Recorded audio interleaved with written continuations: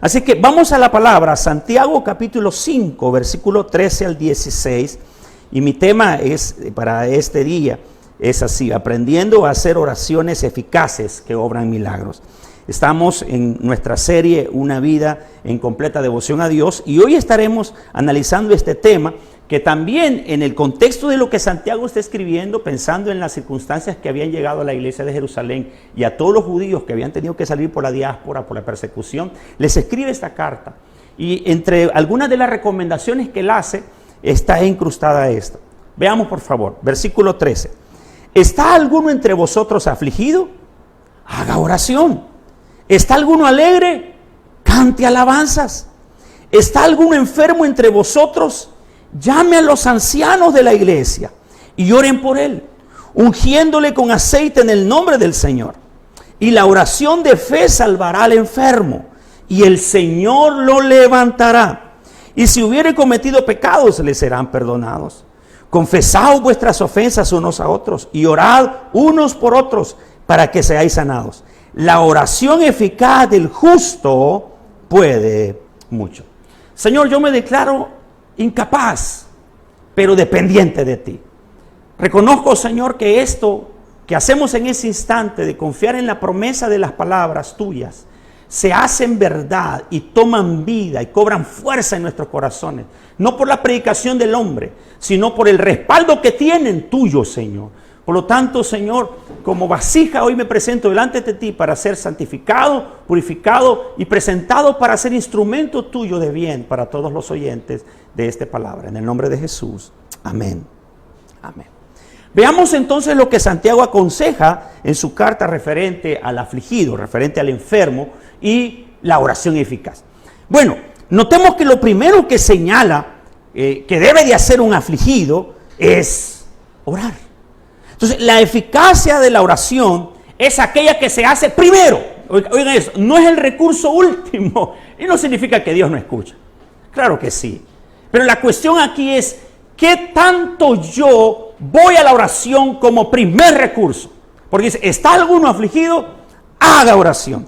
¿Está alguno en una situación de enfermedad? Vaya, llame y que oren por él. Es inmediato. Noten ustedes que la oración eficaz denota lo que nosotros hacemos primero. Cuando la adversidad viene, que es la palabra usada aquí por aflicción, kakapautseo, que significa atravesar una adversidad, es pasar un periodo de tiempo en adversidad. Puede ser enfermedad, escasez, preocupación, alguna turbación emocional debido a las circunstancias, etc. Pero dice, cuando alguien está así, debe entender que la oración es inmediatamente la acción a la cual acudir. No debemos caer en la ilusión de que como cristianos estamos eximidos de pasar por problemas. Estamos prácticamente señalados en el infierno para ser perseguidos y acosados, oprimidos. Vamos a tener que ser afligidos para probar nuestra fe. Vamos a tener que ser perseguidos para mantener firmes nuestros valores y principios cristianos. Vamos a ser acosados para poder probar la autoridad que Dios nos ha dado y el poder que está sobre nosotros.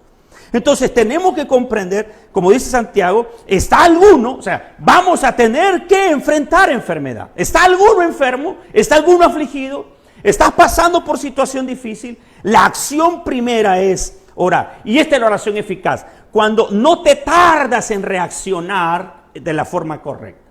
Y quiero decirles esto, que como estamos en un mundo material, la oración, ¿verdad? Como lo sabemos nosotros, es una acción espiritual que no se puede medir. Es algo que no podemos, es intangible la oración, es intangible el efecto. Muchos de ustedes piensan que mi oración no pasa del cielo raso. ¿Pero por qué? Porque pensamos en que, ¿cómo medimos? ¿Cómo lo sabremos? Hay personas que batallan con esto, porque obviamente la oración dice, es que a mí no me escucha el Señor, yo no sé cómo orar, yo no sé si hacerlo, ¿verdad? De pie, sentado, acostado, arrodillado. Escuchen por favor, mis amados, cuando el Señor nos instruyó sobre la oración, dejó claro, y hablando Santiago, que era el hermano, medio hermano de Jesús, escuchó muchas veces al Señor en la oración, lo vio muchas veces en la oración. Y el interés de todo cristiano es también perfeccionarse en la oración. No oraciones como las que hacemos a la hora del almuerzo. Bendice estos alimentos que van para adentro. Lo que te dije ayer te lo dijo hoy. No, es la razón de ir a un lugar secreto, un lugar privado, un lugar donde no tengo distracción y sumergirme en la presencia de Dios a través de hablar con Él en una oración. Por eso la primera acción es cuando vengo el dolor, cuando ven esta situación, cuando me dan un diagnóstico, es correr inmediatamente a tu lugar donde vas a estar en el Señor para orar con Él. Entonces el afligido debe reaccionar con oración. La palabra ocupada aquí para hágase oración es prosehumai. Esta es una palabra que se ocupaba para decir acércate más deseando algo. Acércate más deseando algo. Y fue traducido como haga oración. Entonces, mi deseo al orar es, Señor, quiero que sepas que lo que estoy pasando no cambia mi amor por ti, no cambia mi anhelo por ti, sino lo perfecciona más esto que estoy viviendo, esto que está sucediendo en mí. Es decirle, mientras estás enfermo o cuando estoy afligido, Señor, estoy enfermo, estoy afligido, pero te amo más que nunca. Te anhelo más que nunca. Te deseo más que nunca. Por eso, una preocupación o una enfermedad no debería producir tibieza o frialdad. Cuando tú pasas por una aflicción, esta te debería de ser más sensible. Es más apto para ir a la presencia de Dios. Debería de hacernos las cosas que pasamos adversas en la vida nos deberían de hacer cada vez más sensibles a ir al Señor en oración. Entonces, el problema es caer en la trampa de la autocomiseración. El problema es caer en la trampa en creer que el Señor se deshizo de mí o se está deshaciendo de mí. No quiere ya más tener nada conmigo. A la inversa. Cuando estoy afligido es cuando más debo hacerle saber a mi Señor que yo no lo voy a cambiar a Él. Si es que no me cura. Si es que no me restaura, si es que no me da esto, yo no lo voy a cambiar. Mi oración me acerca a eso. A decirle, y esa es la oración eficaz, que es cuando tú creces, cuando te agigantas espiritualmente. Y el resultado puede tardar como puede venir pronto. El resultado de la oración tuya puede ser como lo decía Pablo, ¿verdad? Ay, 3 veces he rogado al Señor y lo que me ha dicho es, bástate de mi gracia, acércate más a mí. Mi poder se va a perfeccionar en ti. En 2 Crónicas 33:11 hay una historia preciosa del rey Manasés que dice que el Señor trajo consigo a los generales del ejército del rey de los asirios, los cuales aprisionaron con grillos a Manasés, un rey muy malo. Un rey muy malo, merecía lo que estaba pasándole, porque se había apartado de Dios, se había apartado de los mandamientos de David acerca de perseguir con devoción y con fe al Señor.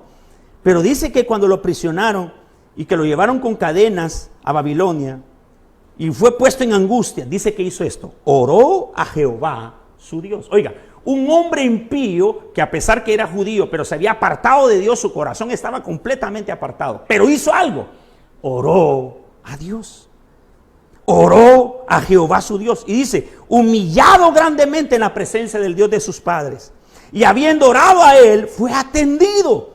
Pues Dios oyó su oración y lo restauró a Jerusalén, a su reino. Entonces reconoció Manasés que Jehová era Dios. ¿Está alguno afligido? Haga oración. ¿Está alguno afligido? Vamos, sumérjase en la oración. No es una breve oración, es tu vida en aflicción debe de ser vida de oración. Los días de aflicción son días de oración. Los días de enfermedad son días de eso, de quedarse en oración, de permanecer en su presencia en oración. No es de ir esporádicamente, no, es de estar permanentemente en esta búsqueda de la oración.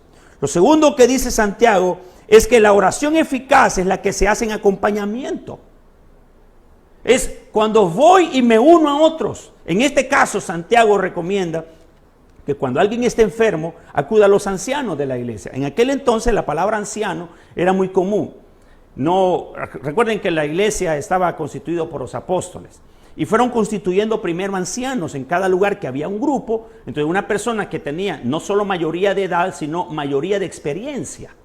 no solamente tenía, ¿verdad?, una edad propia, adulta, sino que también era ya una persona que tenía un recorrido que pueden decir, podemos confiar en que este va a guardar el testimonio y va a pasar la palabra. Entonces, antes de constituir obispos o pastores, constituían ancianos, que eran estas personas. Podrían ser jóvenes, ¿verdad?, en el sentido de ser 25, 26, 27 años, como lo era Timoteo, un joven muchacho cuando fue agarrado por Pablo y hecho discípulo de él, y lo puso como anciano en la iglesia de Éfeso.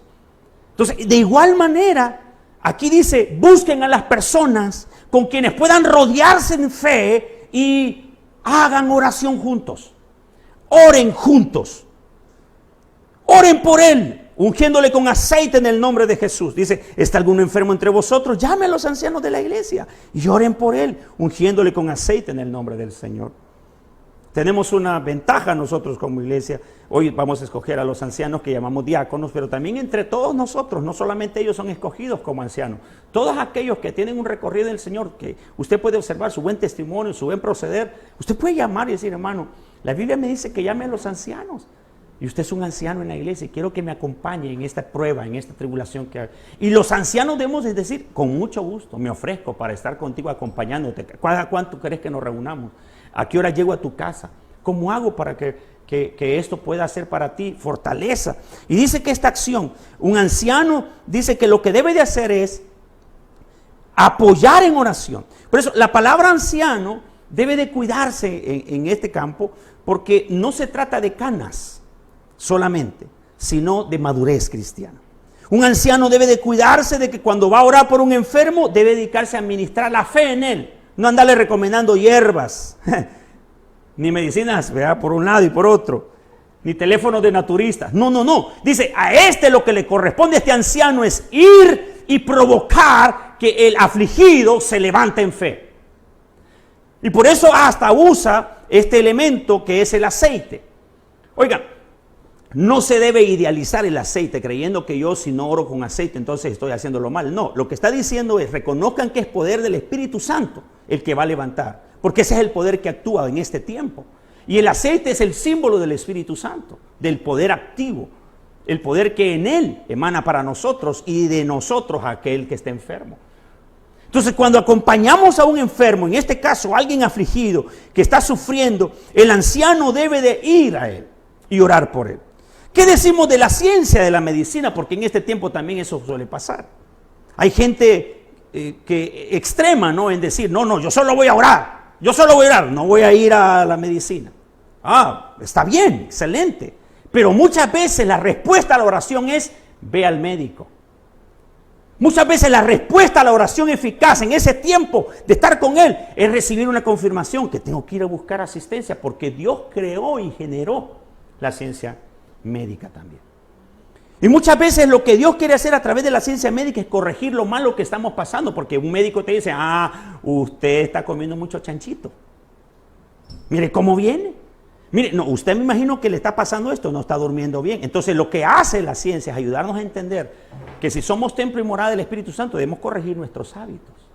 Entonces si el Señor solo te sana, pero no modifica tus hábitos, está también obedeciendo a un malcriado. Alguien que no cuida su cuerpo. Entonces, miren por favor, la acción del anciano es llevar al que está afligido a la oración, ungiéndole el poder del Espíritu Santo para que provea sanidad. Por eso debemos comprender que la administración de un enfermo y afligido es vital, acompañándolo en fe. El Señor Jesús dijo algo interesante. No temáis a los que matan el cuerpo, mas el alma no puede matar. Temed más bien a aquel que puede destruir el alma y el cuerpo en el infierno. Esta oración eficaz de los ancianos para con un afligido, debemos asegurarnos que su alma está bien. Debemos asegurarnos que su compromiso de vida está corregido, está bien. Debemos asegurarnos que su consagración para Dios está bien. Vean, en tercer lugar, lo que recomienda Santiago acerca de la oración eficaz. Dice que la oración eficaz es la que primero produce salvación, perdón de pecados, sanidad del alma y como resultado último, sanidad del cuerpo. Yo no estoy tratando de mencionar como que si esto fuera una ecuación, pero sí estoy notando que Santiago se tomó el tiempo para advertir que la enfermedad podría ser producto de un pecado no confesado. Entonces, cuando voy y ministro a un enfermo, debo de preocuparme que el enfermo realmente, su corazón, su alma estén purificadas delante de Dios, estén limpias delante de Dios. Mientras los muchachos de alabanza se preparan, vamos a tener un tiempo de ministración. Quiero que noten, por favor, que cuando usted esté enfermo, su preocupación debe de ser primero el alma. ¿Cómo estoy? ¿Qué está sucediendo conmigo? ¿Estoy realmente siendo honesto? ¿Estoy siendo sincero? ¿Estoy viendo cada día mi vida como instrumento de Dios? ¿O estoy facilitándote al enemigo su obrar en mi vida y me está poniendo tropiezo? ¿Qué cosas en el alma están haciendo que yo tenga un deterioro espiritual? Y por eso me ha venido enfermedad física. Entonces, noten el proceso que hace. Por favor, primero ministren el alma. Ministren el alma, ministren el espíritu. Vamos, ministren el corazón. Hagan de las personas primero que se arrepientan de pecado y que reconozcan su error. Y que puedan ir a la presencia de Dios y reconocer, me he equivocado.